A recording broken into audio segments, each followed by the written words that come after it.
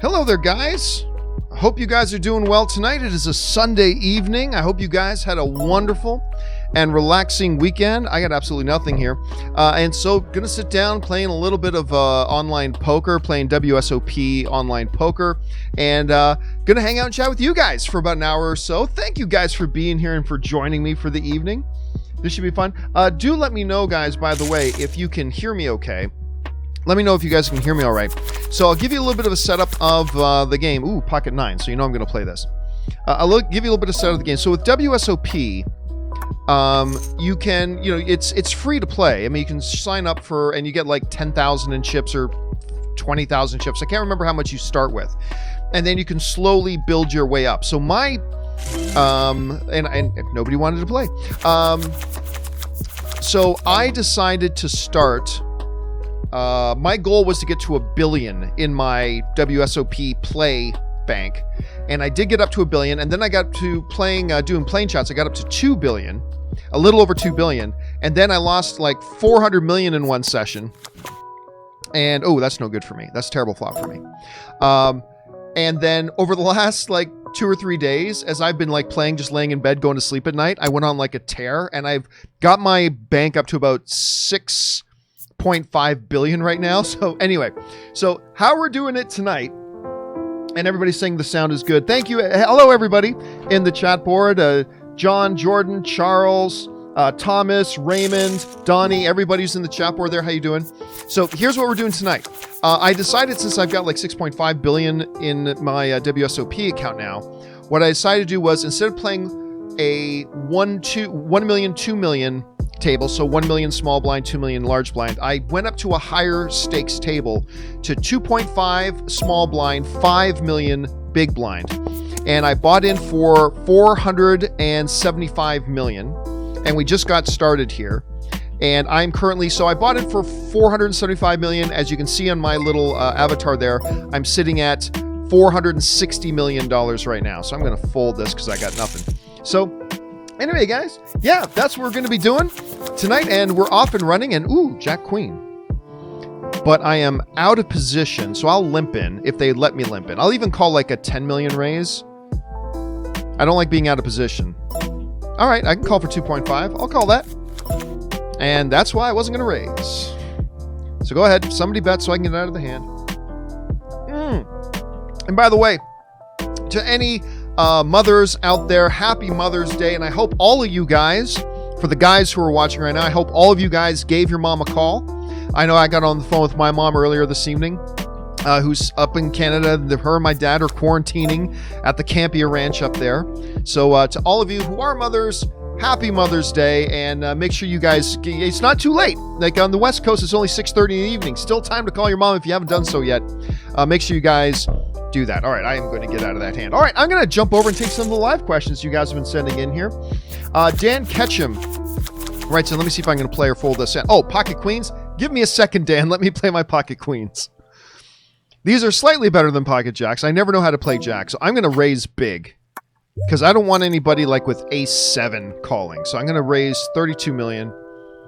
See if I get any takers. I'm cool if nobody calls. I'll just take all the money that's in there right now. I'll take it. All right. So I'm back up to 474 million right now. All right, 6-3. I'm going to fold that. So now let's go over to take Dan Ketchum's question. Dan Ketchum is writing in, PBS had a US version of Time Team.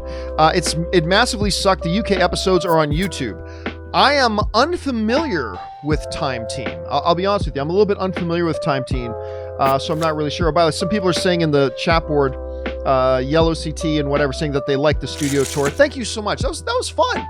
It was fun for me to do that. Now, admittedly, when you look online, I've got decent position. I like these little gap suited cards if I can get in for cheap. So if there's no raise, I'll call 5 just to see if I can be sneaky here. And look at that. My 6 might be good right now. Now, somebody might be setting up, but I'm going to put in a little bet. See if I can get everybody to fold. If somebody calls, I'll know I'm in trouble, and I won't bet anymore. But let's see if 35 does it. Ah, the person on the button calls 35. So they could have a flush draw right now. They could also have a better 6. Oh, there's several. Okay, someone's got a 7. I've got 3 callers. Someone's got a 7. Someone's got a 7. So I'm done. Like I'm not betting anymore. Somebody, but you know, sometimes you got to throw it a little bit just to see. And if somebody had a flush draw or a straight draw, now they've got there. 5, 6, 7, 8. Yeah, so I gotta. Everything beats me. I can't beat anything except bluffs right now. So sometimes you throw a little bit out there just to see where you're at, to make sure you don't lose more money later in the hand. All right. Yeah. So Dan, regarding Time Team, I'm not familiar with it. It sounds, the title of it though sounds exactly like something I would watch. So it's a show called Time Team. Sounds exactly like a show I would watch. Let's see. Actually, someone's in the chat is saying, hey, couldn't somebody in this stream also be playing on my table and see what I have? I have this stream on a delay.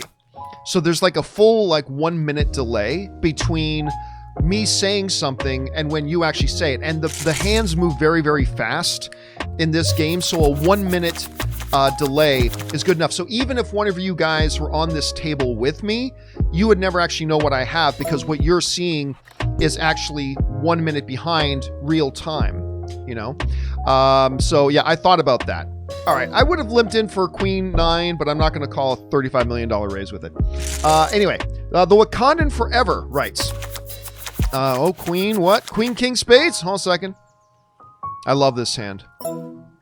This is a hand that wins for me a lot, because, I mean, they're strong, but it's also the reason I like this hand so much is because while it's a very strong hand, it's also a very, very easy hand to get away from. You know, you get into it, there are a lot of different things that come, and you don't get too married to it. Like pocket queens, you get married to those, and you can get yourself in a lot of trouble. I like Queen King. It's a strong hand. Okay, so I put in that race. I'm going to assume nobody's got a 4. Yeah, so that won the hand for me. But at the same time, like if an ace just flopped, I can get out of the hand, no problem. Queen King, it doesn't look so good at that point. It isn't a sexy hand, but it's one that wins a lot for me. All right, let's see here.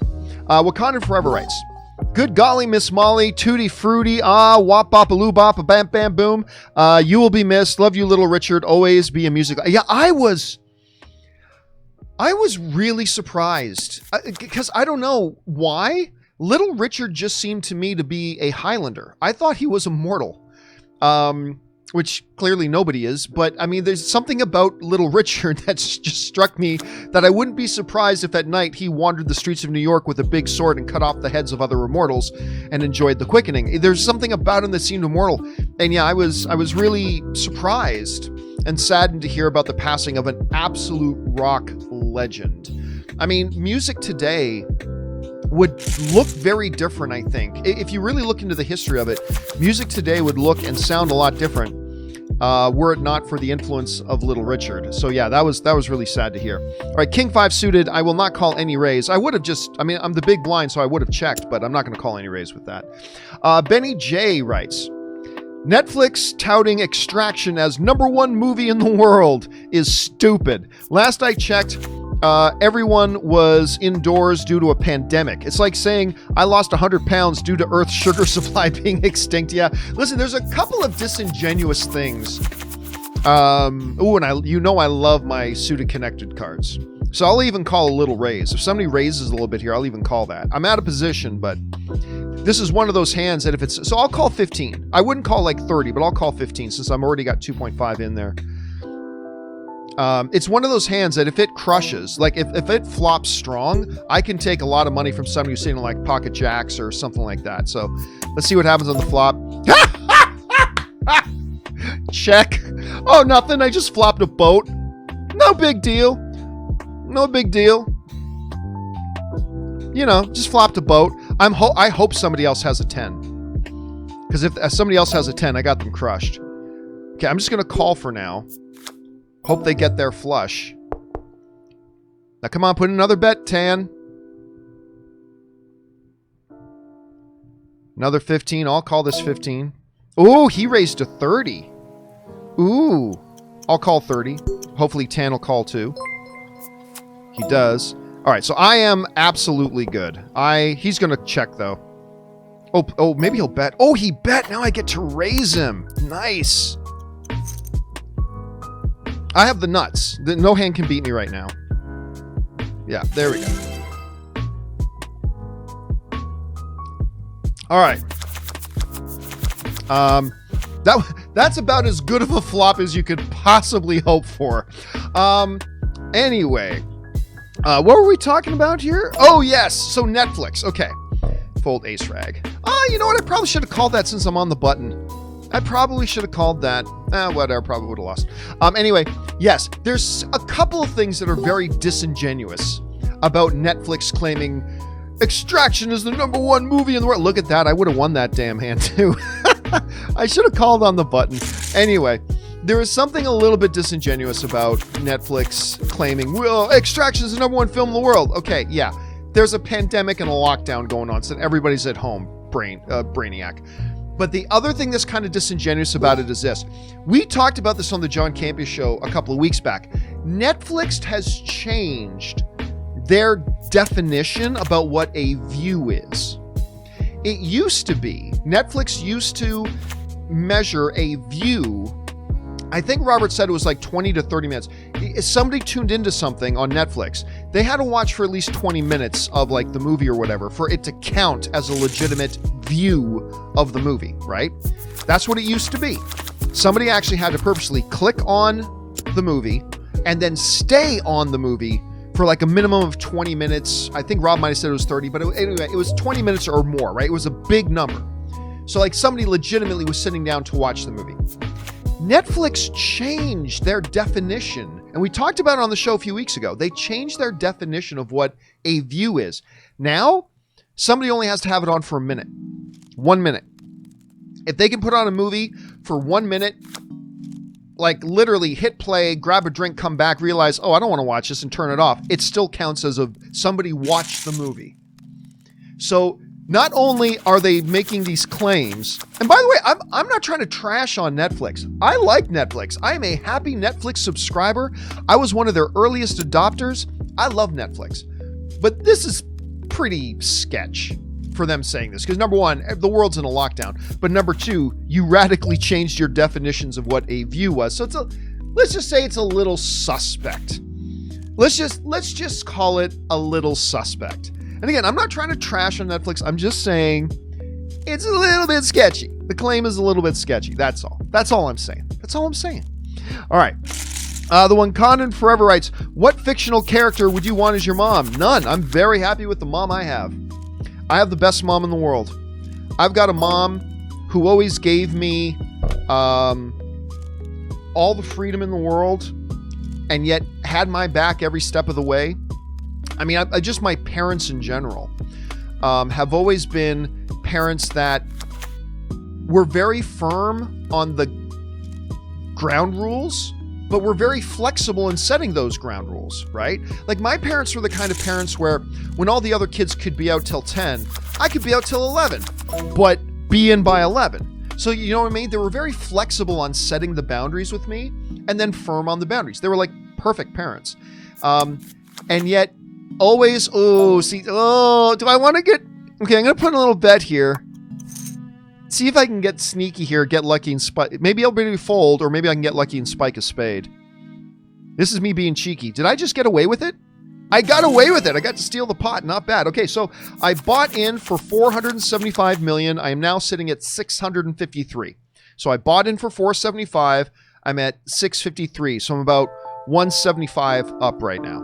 A little ace 8 suited. Yeah, and I'm big blind. I can just check this. No problem. Nice. Yep, and I got nothing. So I get out of this if I can. Yep, fold.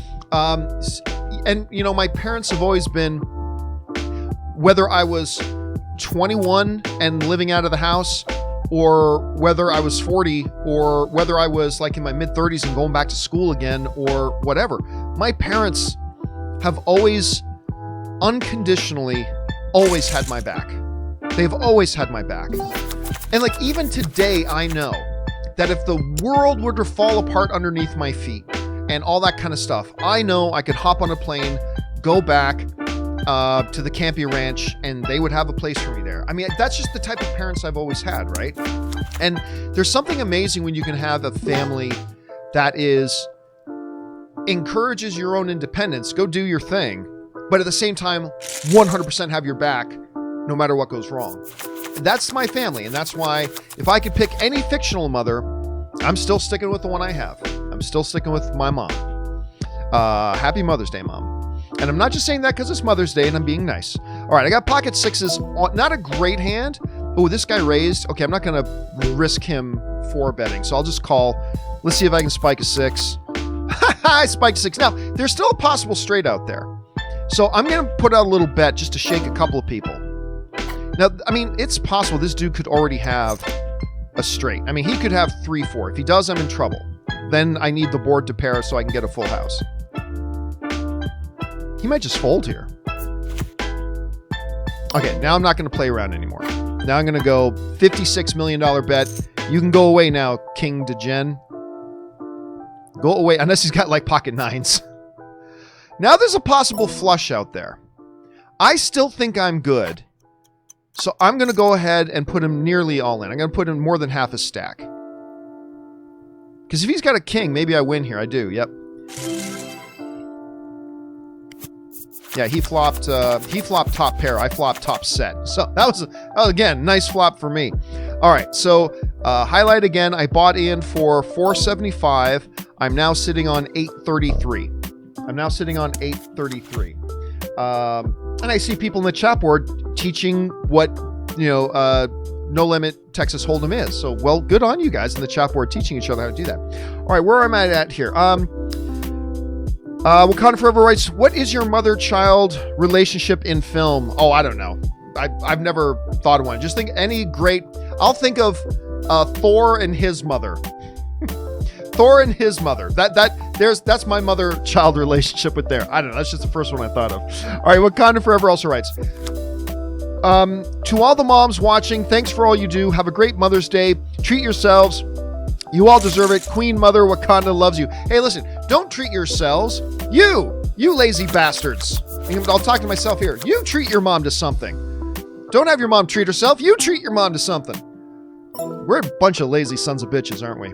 We are a bunch of lazy sons of bitches. But go! Treat your mom to something. That's what we should be doing tonight. My mom's 2,000 miles away. That's my excuse right now. Let's see. Wakandan also writes, everyone have a great day. Be sure to call Mom. Absolutely. I echo that sentiment exactly. Make sure you guys get on the phone, hop on Zoom, do whatever you got to do, send some flowers, whatever. Make sure you just... Oh, you know what? Moms are really easy to please. Just give them a call. Just give him a call. Easy to please. All right, little pocket 4s here. I won't raise, but I'll get in this hand and see if I can get lucky and spike a 4 on that flop like I did with the 6, which is great. No such luck. You know what, though? I could have the best hand right here. Oh, the guy's betting 56.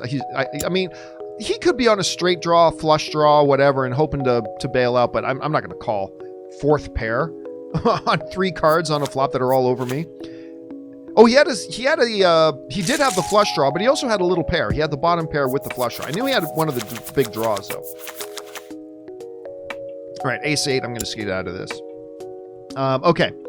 Let's see. ZMG Ruler writes, happy Mother's Day. Worst cartoon mom, Lois Griffin. No, actually, Lois Griffin's not a bad mom. Lois Griffin's always there for her kids. Whatever. They're very funny, but I don't think she's the worst cartoon mom. I don't like... Marge Simpson is great. I think Lois is fine, other than the comedic stuff. Yeah. I don't know. Who would be the worst animated mom? I can't even think of it. I can't even think of it off the top of my head right now. Okay. Big Slick. Big Raise. Actually, I'll go like 25. Because I don't want anybody with like 7-4 calling here, so... I'm more than happy just to take the blinds. Everybody can fold. There we go. I'll take it. Rather than get busted with that in my hand. All right. Queen 9, out of position. I'm going to fold. Okay, update again. I bought in for 475. I'm sitting at 834. 834. So I'm up a little more than... What am I up more? I'm up a little bit more than 350 million already. So not bad. Not bad. I'm doing all right. This is not a bad session today. Not a bad session. Let's see here. Murray Reich writes in, Do you remember that first time we made love? It was so passionate. Oh, I love this. This is great. This is Nadja. Do you remember the first time we made love? It was so passionate. I accidentally cut off your head. That's Nadja talking to Laszlo. Or was it when she was talking to her lover? The dude who's always getting his head cut off. It might have been her lover she was talking to about instead of Laszlo. Anyway, Nadja, it's What We Do in the Shadows. That is like one of my big hook shows right now. I got 2 shows I'm massively hooked on at the moment. While we're all sitting around waiting for Lucifer to come back. The 2 shows I'm massively hooked on at the moment are Harley Quinn, which the last episode was great, and What We Do in the Shadows, which was also great. The latest What We Do in the Shadows was focused on Colin, the energy vampire. I would fold, but I'm big blind, so I can just check to see a free flop. And I'm just not even going to wait. I'm just going to fold to get out of this. The Colin, the energy vampire, which was so funny. So funny. God, I love this show. I hope this show lasts 10 seasons. I am eating this show up. I absolutely adore it. If you guys have not started watching What We Do in the Shadows, you should. Do yourself a favor, though, and watch What We Do in the Shadows, the movie, first. It's not that you have to watch the movie. I'm not going to call with Jack 2. It's not like you have to watch the movie in order to understand the TV show. You don't. But it just do yourself a favor and watch Taika Waititi's What We Do in the Shadow first. And Taika Waititi is the executive producer of the TV show, and it's absolutely fantastic. It's absolutely fantastic. And that's so that quote, Maria, is from What We Do in the Shadows. Let's see. David Goldstein writes, do you think it's too risky to buy NFL tickets right now? I'll tell you what. Ann and I were out walking the dogs this morning, and Ann brought up with me, so should we buy either Chargers or Rams season tickets? Because they're opening up the new stadium and all that kind of stuff. And the question, of course, that we asked ourselves, I'm on the button, but I'm not going to call with 8-4 offsuit. So I'm certainly not going to call a raise. And we were honestly talking amongst ourselves this morning as we were walking the dogs and wondering, should we buy season's tickets? Should we? Like what? I mean, I'm sure we would have to look into what the fine print is. Like what happens if like the first 6 games of the season, the first, 5 home games are games where they're not allowed to have an audience? Like, do we get the money back from that, or what do we do? And could it be cheaper with the quarantine being in place right now? Would that make it cheaper to buy? Like, would they be desperate right now? Ooh, maybe I should have called that with the 2 jack swapping. It was the right fold. Maybe you would get a deal right now and it would be rolling the dice a little bit. Like, here's the thing. I'm guessing it's not going to be really a risk, because I have a feeling even if they do cancel a bunch of games, I'm sure they will refund you for any games that you don't get to see. I'm sure it's not going to be hey, sorry guys, we're not allowed to have an audience of this one. Thanks a lot for your money. Bye. You can't come to the game. I'm sure they wouldn't do that. Like, I'm sure there would have to be a refund policy in place. So if there is a refund policy in place, and there should be, and I believe there is, then there's really no risk. I mean, the only risk is, maybe getting our hopes up a little bit and then not being able to go to the game. But yeah, I think we're probably good to do that. So Ann and I are thinking about getting season's tickets to one of those things, but we'll see. We'll see. All right, let's move on here. Donaldo Martinez writes, who wins in a race, Sonic or the Flash? I got to think the Flash does. By the way, can I mention, John, why are you worried about logic in a movie about a CG hedgehog that runs at the speed of whatever? I don't know if he runs at the speed of light or not. Can I mention one logic problem that I really, really had with Sonic? It's Dr. Robotnik, played brilliantly by Jim Carrey, is so entertaining to watch in this movie. So he gets one of Sonic's quills that powers up his ship, so his ship can move much faster. Little gap-connected suited cards. I like calling these. Let's see what happens on a flop. Oh, I don't think I call 40. 40's too much. You know what? I'm up a lot right now. Let's gamble. Let's be silly. Let's call with 3-6 suited. Oh, I really shouldn't have. I really should have folded. I knew I should have folded. All right, now he's going to bet and I'm going to fold. That was silly. You don't call a $40 million bet with 36. That was just... Why did I even think that? Anyway. So now, okay, so I bought in with 475. I'm now at 787. Bought in for 475. I'm sitting at 787 right now. So, okay. So I'm still up about 300 million. Anyway.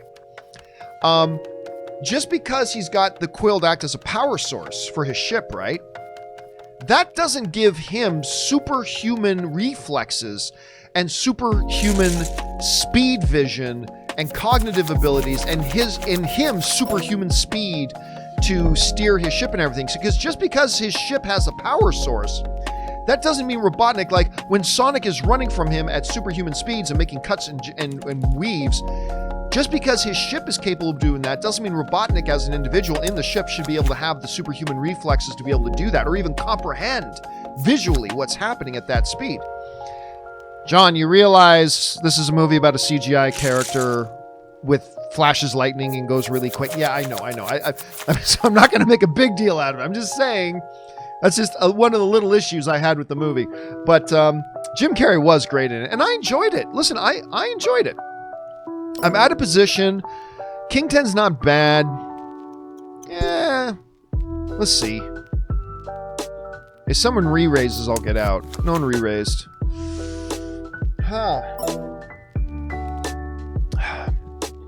I'm thinking about bluffing, but I'm not going to. I'm just going to check, see what the other players do first. 5 million on an $80 million pot? Hell, I got to call that. I mean, 5 million, he's just asking. Yeah, so now there's 90. Now there's 95 million in the pot. I'll call 5. I mean, I got nothing, but it might turn into something. All right.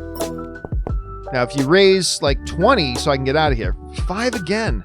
See, I'd be foolish not to call. Yeah, I won't call 22. Okay, I'll fold this. And he flopped the ace. See, that was a mistake, by the way. The way he played, he had ace queen. He flopped top pair, top kicker with 4 players in the hand. You don't just bet 5 million because that keeps everybody in. If one of those dudes, like if I was on a flush draw, he was just letting me stay in the hand. You need to push players out of the hand. Once you win a pot, push players out of the hand. Don't give people a chance to catch up unless you have like a ridiculously powerful hand. Like me, I just flopped top pair. I'm going to put in a bet because I don't want people with 2 hearts. If someone's got 2 hearts, they're going to call and that's fine. But I don't want people with like, queen, king, just to call to see if, just in case they hit a queen or a king. So I flopped the best hand, put in a bet, push the other players out, unless you flop a ridiculously strong hand like when I flopped that full house. Anyway, I'm probably wrong saying that. That's just how my mind works. I'm probably completely wrong in that, but that's just how my mind works. Okay. Why am I in this hand? Oh, because I was button. Oh no, I am button. Oh, wait a second, I meant to hit fold. Ah! Oh well, it was only 5 million. Third pair, not good enough. Someone's got an ace, and someone's going to bet. Come on. Really? Nobody has an ace? I am going to fold. Okay, what's next here? Donaldo Martinez writes, have you seen the recent Chris Benoit documentary? I still haven't finished it. I watched a chunk of it. You're talking about the one done by Vice, I think. I watched a chunk of it. But I don't know. It was just too dark. I didn't want to watch the rest of it. I probably will watch the rest of it at some point, but it's just so sad. I mean, I was a big fan of Chris Benoit, and it's both tragic and awful and sad when the medical examiners say what happened to his brain and everything. But at the same time, there's still it's a terrible, terrible, terrible story. Ugh, that's an ugly flop for me. I mean, because they could get another 9 or even hit a straight, but somebody could have a flush. I'm just gonna get out of this hand. Yeah. So no, I have not watched the whole thing. All right. Brennan Sheehy writes, your thoughts on Nicholas Winding Refn as a director? I like him. I mean, he's a little stylized for some people's tastes. But for instance, his movie, what's it just called? The one with Ryan Gosling, like He's got a couple of really cool ones, but Driven is like one. I think it's Driver. Driver, is that what it's called? I think it's Driver. Anyway, is great. He's got that one with the girl, and I'm for the neon something or other. And I'm freezing on that. I like him as a director, but he is very, very stylized, which makes his sensibilities not work with everybody. You know what I mean? But so I'm not a fan of all of his films, but he certainly has a couple that I really, really dig. So yeah, that much is true. All right, here. Where am I at? I'm fighting off a sneeze. Oh my gosh, I feel a sneeze coming on. I'm in that kind of weird in-between place where you can feel a sneeze coming, but it's not quite there yet. My eyes start to water because I can feel the sneeze coming. Anyway, Marcus, where are we at here? Marcus Orlowitz writes, "Hey John, with you being disappointed with Boba Fett returning, will you still be reviewing Mandalorian Season 2 on your show?"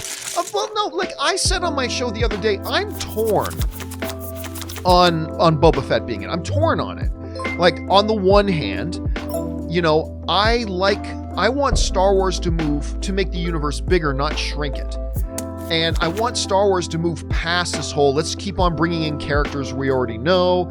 And one of the things I love about Mandalorian is the fact that it's the first Star Wars thing that's really all new. It expands the Star Wars universe. New characters, new places, new stories to tell. I love it. It's great. That's why I love it.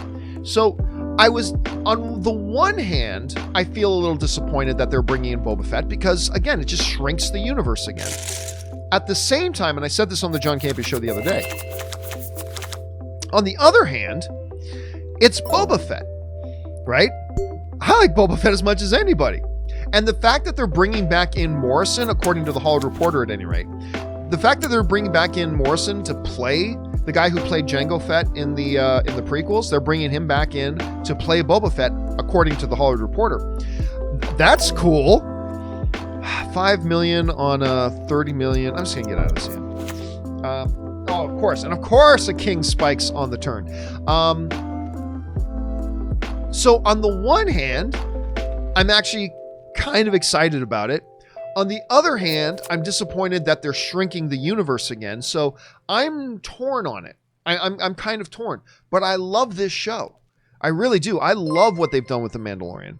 I love this show. Man, spiked another king on the river. Oh, maybe I should have called that. All right, again, Queen King. I really like this hand. A lot of good things can happen, but it's very easy to get away from if good things don't happen with the flop or turn or anything. And everybody's calling. I should have bet higher. I'm going to check.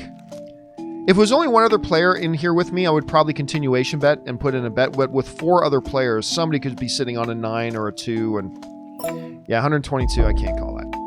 But again, Queen King, you don't spike it, easy to get away from it, you're not going to lose any more money. So that's kind of why I dig that hand. All right, now I'm big blind with 5-7. Big blind with 5-7. What's going to happen here? I'm going to check. All right, well, I have a gut shot straight draw. If a 6 comes, I have a straight. I might call a small bet here. Somebody bets 5, 10, maybe even 15 I might call.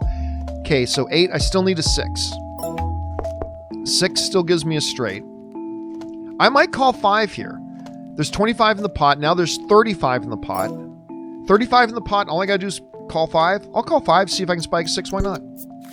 Oh, what I missed it. So now I just have a pair of 5s. So I'm sure my pair of 5, not to mention somebody was probably on a flush draw. So I'm going to fold out of this. But see, that's a mistake. That guy made a mistake only betting 5, because if I did hit that 6, he wasn't going to see that coming. He was going to make a bet. I was going to raise. He was going to call, and then he was going to lose a bunch of it. He should have bet like 15 or 20 right there. I'm already small blind. I only have to call 2.5 million, so I'll do it. Straight draw again, but at this time it's a 3. I need a 3 for a straight, or a jack to give me the top pair. Still need a 3, or is it 4, 5, 6, or a 7? A 3 or a 7, and I've got a straight. Oh, someone's got a flush. So I'm just going to fold. I'm not even going to wait for the... I'm not even going to wait. I'm just going to get out of that hand. All right. So, yeah, I love the show. I'm a little bit torn on the Boba Fett thing. A little disappointed in one way, but excited in the other. So we'll see how that turns out. But I'm definitely going to be reviewing the show. Yeah, when the show airs, I'll definitely be reviewing the show. All right. Cinema Reviews writes, Oh, I'm not going to play 3-2. Watched What We Do in the Shadows recently. Hilarious. My favorite part was Taika's character talking about wanting his victims to enjoy their last moments. My favorite line, and I'm sorry that I'm going to spoil one of the best jokes in the movie, but if you haven't, hopefully a lot of you have seen the movie. If you haven't seen the movie yet, you might want to mute for a minute. I'll give you a second to mute for a minute, but one of my favorite lines in the movie is like, why do we, and I'm paraphrasing, why do we, as vampires, why do we prefer virgins? Well, it's kind of like a sandwich. You'd probably be more happy eating it if you know somebody else hasn't fucked it already. I'm probably not wording it right, but that's the basic gist. Why do we prefer virgins? Well, if you're going to eat a sandwich, you would probably prefer it if someone else hadn't fucked it already. I just love the line. It's great. Damn, I love that movie. Listen, Cinema, I'm glad you enjoyed it. Do go now and watch the show. I was against the show. I thought this is just a cheap knockoff of the movie. Why do this? It's a bad idea. It's great. It's really, really great. I'm enjoying it. So, let's see here. Where are we at here? Okay, Marcus writes, "Hey John, with you being he put it in twice. He was so curious about my thoughts on this Boba Fett thing. He put it in twice. Am I on the button? No, I'm not. I put it in twice. With you being disappointed with Boba Fett, well, I've already covered it. I'm torn. I'm definitely going to review the show, and I'm looking forward to seeing what they're going to do. All right, Murray Reich writes, in honor of Mother's Day, what's the worst movie mom? I would say Kevin McAllister's mom. She not only left him home once, but twice. Hey, oversight, absent-mindedness does not make one a bad mom, right? Because, hey, listen, you could say she might be one of the best because once she realized her mistake, she was willing to move heaven and hell to get back to her kid, right? So a minor oversight. I mean, as far as the bigger question, who's the worst movie mom? I don't know. Maybe the Danny DeVito's mom and Throw Mama from the Train. Maybe that mom. Or the mom from Goonies. Yeah, you remember the villain's mom because, I mean, and it's played by the same actress in Goonies, I believe, and in Throw Mama from the Train. It's the same actress. But no, give Mama McAllister a little, cut her some slack. Yes, there was an oversight. That doesn't make you a bad mom, though. You know, going to make mistakes doesn't make her a bad mom. Where am I in position here? I'm midway. I'll call 5. I'll limp in. Somebody raises, I'll fold. Let me see what's going to happen here. Yeah, cut Mama McAllister a little bit of slack. Cut Mama McAllister some slack. Is this guy going to raise? Oh, he raised to 30. I'm not going to call that raise. Okay. Next up, Donaldo Martinez writes, who has done crazier stunts, Jackie Chan or Tom Cruise? Jackie Chan. Tom Cruise, yeah. Hanging onto the side of an airplane, taking off, yeah, that's crazy. Scaling the side of that building, yes, crazy. Tons of safety equipment. I mean, it's still nuts, but Jackie Chan has literally broken. I heard some crazy statistic of just how many of his own bones that Jackie Chan has broken his career. He has literally hurled himself from this to that and dove through this and all. I mean, yeah, it's not even close.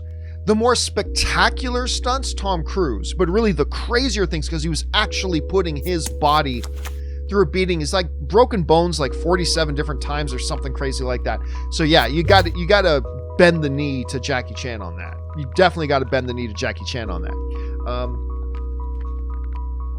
And then you got to go and watch Ong Bak and watch Tony Jaa and watch what Tony Jaa does too. Completely inspired by Jackie Chan. That's some crazy nutty stuff there as well. Okay, I got 9-4. But I'm in the big blind, so I'm already in for 5. If nobody else raises, then I can just check. Okay, check. Let's see if I can flop something cool. Bottom pair, not cool. 4, 5, 6. Yeah, I don't even have a straight draw right now. Bet a 5, then a raise to 10, so I'm going to fold and get out of this. Okay. Let's see. Where were we at? Who's done? Yeah, that was Donaldo. Who's done? Yeah, I mean, you got to bend the knee to Jackie Chan, man. Got to bend the knee to Jackie Chan. You know, there's a possibility I might have won this hand with a flush. Yeah, I would have won the hand with a flush. Look at that. Not that I should have called all the way to the river with a 4-high flush. That would not have been smart. Okay, 4-3, I'll limp in. because I've already got the small blind in, so all I have to do is call 2.5 million more with the little connected cards here. Easy to fold, though, off the flop. I got a straight draw, but there's an ace out there, so somebody's going to bet, and then I'll fold. But if nobody bets, 2 spikes on the turn, I might be okay. Nope, bet 10, so I'm getting out. Okay, yes, Donaldo. Jackie Chan, man. Jackie Chan. All right, Alex Spur writes, have you seen Midsommar? That movie freaked me out. Yeah, I did. I did have the movie spoiled for me, which is fine. The guy warned me he was going to spoil. I said, go ahead and tell me. It was Chris. Why am I freezing on Chris's last name? From G4 Tech TV, Chris. I can't remember his name now. Anyway, I was having me and Chris and Christian Harloff and Kyle Newman. We were having dinner together a number of months ago. Oh, I would have had 2 pair. I probably would have been good here. Anyway, and he had seen Midsommar before I had a chance to see it. So he saw an early screening. He's like, let me tell you, this was more than a few months ago. This is like over a year ago, or probably about a year ago now. Oh, you know what? I'm going to raise this up a little. Suited ace. I'm going to raise this up a bit. 27. See what happens here. Okay, so the guy on the button folds. That puts me in position over everybody. And I get a 7. You know what? I think I've got the best hand right now. Unless this guy puts in some kind of crazy bet. No, I think I got the best hand right now. I'm going to put in a bet of 46 million. I think everybody's going to fold. Okay, so all right, there we go. Nice. I'll take it. Queen 9. Going to fold that one. Anyway, so he totally told me all about it, and then I thought, well, that's really weird. Like, he didn't like it all that much, and so oh, look, that was what a spike top pair.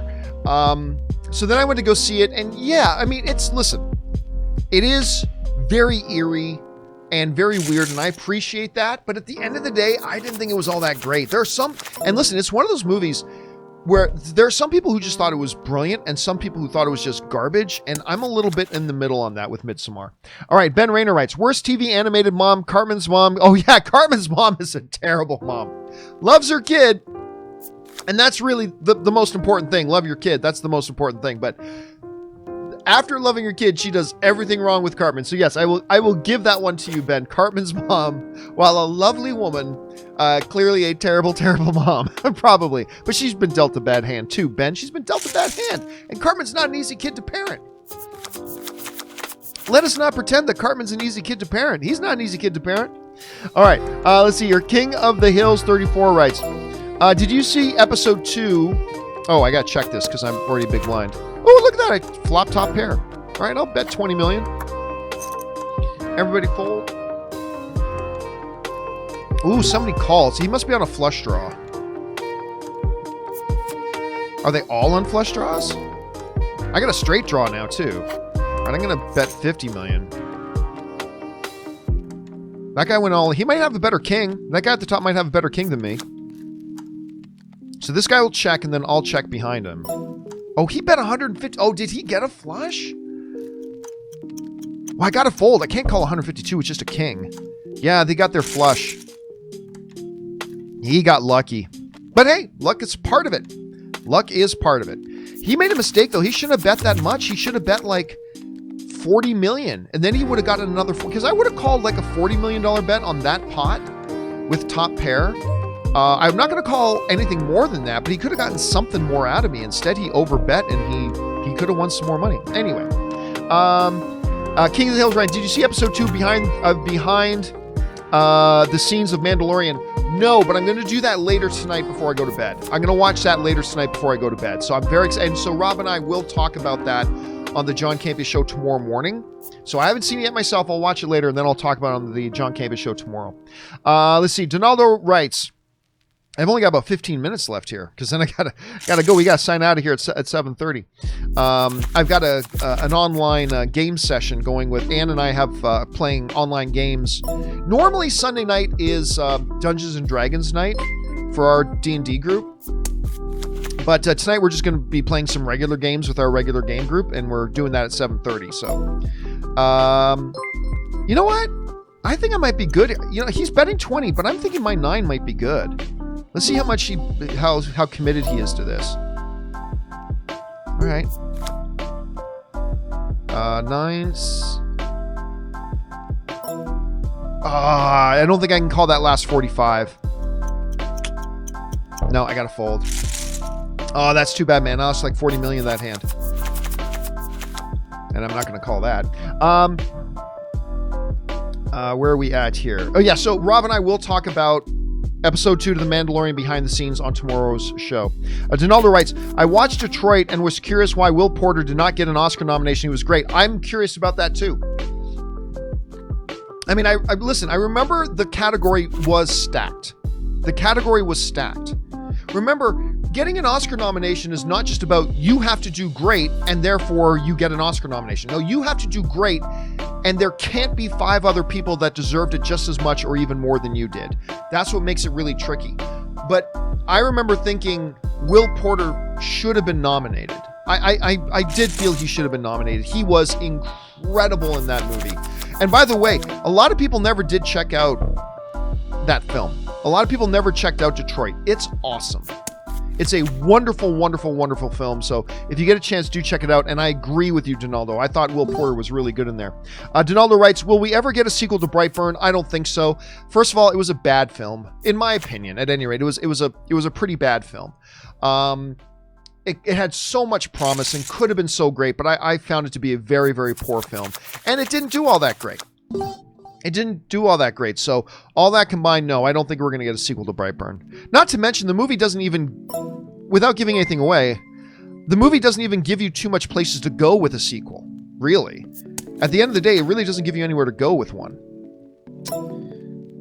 I will check. This guy's got like Ace Queen or Ace King. That's why he's checking. So he's probably going to beat me, and I'm not going to bet. He's got Ace Queen, Ace King, watch, and he's going to beat me with that. So Ace King, yeah. Yeah, we were both just doing the same thing. It's like, look, we both know what each other has. I'm not going to take a wild stab at it. I'm just willing to let him take it. That was fine. So no, I think the chances for a Brightburn sequel are pretty low, and frankly, I'm perfectly good with that because I just didn't think the movie was very good. All right, Rory writes, Age of Ultron, we saw what Scarlet Witch put in Cap, Widow, and Thor's head. Do you have a theory what the Hulk saw to make him go crazy? I can't remember. It's been a while since I watched that scene. So I cannot remember, but something made him go crazy. And I can't remember if they showed it in the movie or not. That was a great scene, by the way. I love that Hulk going crazy, and then the Hulkbuster armor that Tony and Bruce designed, to stop himself in case he went crazy. I thought it was a great scene. Oh, I got excited there when I saw the king, but then there was an ace, so nah. Yeah, I'm done. Someone's going to bet and I can't call. Now with 5 people in the hand, I'm just going to check this. Maybe a king or a 10 will come on the turn. No, now there's a 3. So now so much beats me. King Jack, King Queen beat me. Any ace beats me. Any 3 beats me. Now, on top of that, 10 Jack wins. There's a flush there. 5 million for a 40 million. Okay, I'll call 5. Why not? Oh, look at that. I had the best hand. Yeah, I couldn't bet, though. That was the thing. It was just, once an ace hits, there's nothing I can really do to thing. But again, if that guy had bet 20 million, he would have won the pot because I would have folded. Anyway. Yeah, so I can't remember. All I know is that it led to a great scene in the movie, Rory. So I'll have to go back and look for that, and maybe I can come up with a theory or something after that. All right, Brendan Sheehy writes, Crocodile Dundee still top grossing non-US film in the US. Is that true? Is that true? And was Crocodile Dundee not a US production, even though it was... No, I think you're right. I think it was an Australian production. If that's true, and I don't know that is true, but if that's true, that's a great trivia question. What is the top grossing non-US film in the United States? That's a great if that's true, that is a great trivia question. I love that. All right. Let's see here. What do we got? We got Glenn Miner who writes, you realize people can see your cards by watching this live, which I explained a little bit earlier. I have this on a full minute delay. Actually, it's a little bit more than 1 minute. So what you're seeing me right now, like watch, I'll clap my hands. That clap actually happened a minute ago, or a little over a minute ago, right? So yes, I am aware of that. That's why I do have the delay, and because these hands go so fast that by the time somebody sees by the time you see me getting 10-5, right? That actually happened a while ago, and we're already on to the next hand. So that's the little safety we put in place there. All right, Jeremy Tashabu writes, watch District 9 again. I do like that film, man. Can't believe what they were able to do with it. Those visual effects were spectacular. With their budget, awesome film, 8 out of 10. You know, I love that movie on two different levels. Number one, it was groundbreaking visual effects. It was completely visionary visual effects. And it's just a good story. Right? It very easily could have been a great visual effects movie with no interesting story. It was an interesting story with great visual effects, and they made that damn movie for like $30 million. Its visual effects were as good as 80% of the visual effects heavy movies today. Like 80%. And yet, they didn't have to spend $185 million to make the movie. They spent $30 million bucks. $30 million bucks they spent to make that movie. It's District 9 is one of those movies to me that is like the poster child of why Hollywood studios need to spend less money on the movies they make. There's no need for them to spend the amount of money they do. They overspend. Because movies like Invisible Man, movies like District 9 show you can do big visual effects heavy movies without outrageously stupid price tags. All right, I'm going to raise this up because I got pocket aids. So I prefer if they just both folded, and they're not going to fold. They're both going to call now. And there's a queen, and I'm going to bet I'm still good. Bet 30 on that. Oh, that guy might have a queen.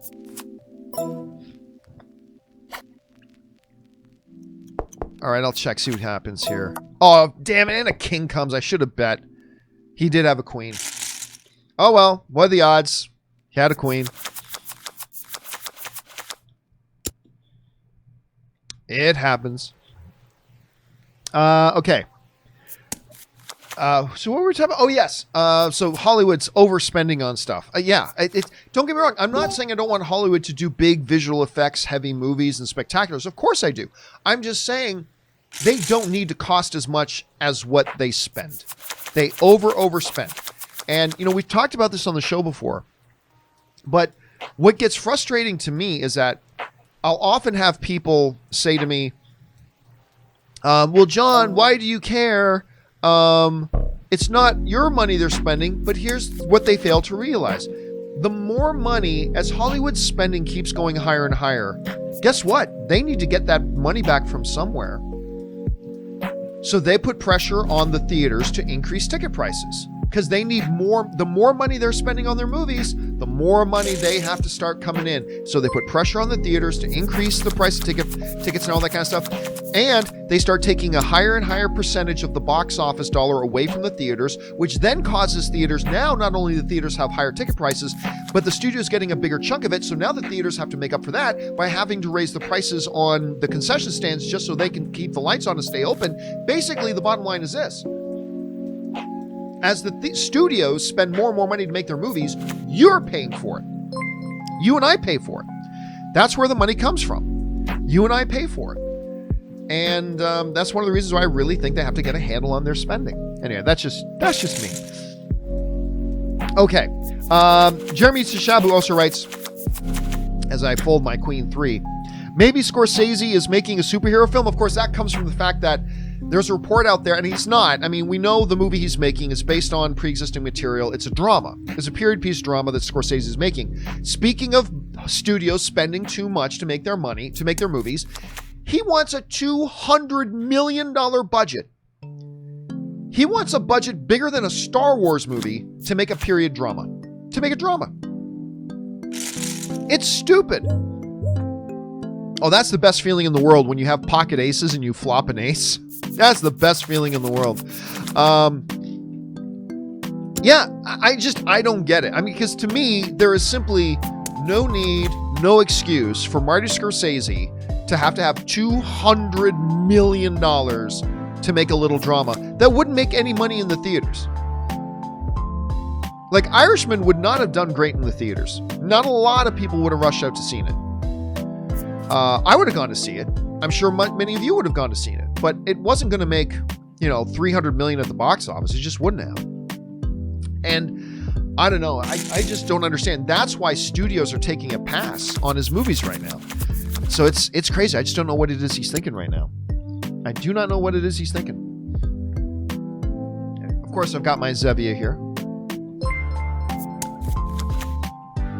All right. Let's see here.